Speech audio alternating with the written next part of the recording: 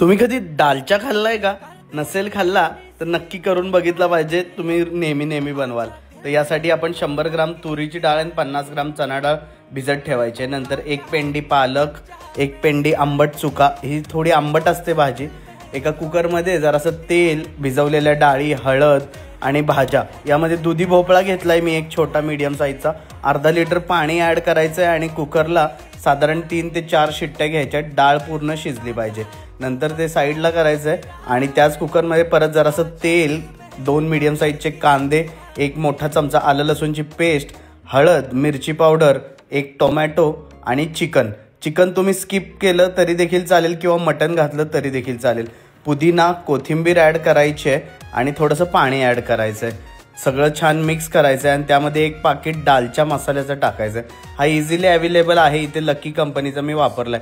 चिकनला 1 शिट्टी घ्यायची फक्त, त्यामध्ये शिजलेली डाळ ऍड करायची आणि जबरदस्त आपला दालचा रेडी। तुम्ही हा वेज देखील करू शकता, फक्त चिकन स्किप करून टाका। पण हा स्पेशल एक भात असतो पुलाव रेग्युलर, त्यासोबत खातात।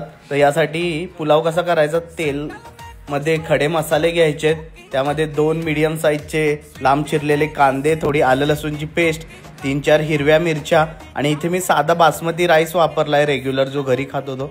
त्याला अर्धा तास भिजत ठेवलेला, पाणी ड्रेन करून टाकलंय आणि त्यामध्ये परत पाणी ऍड केलंय।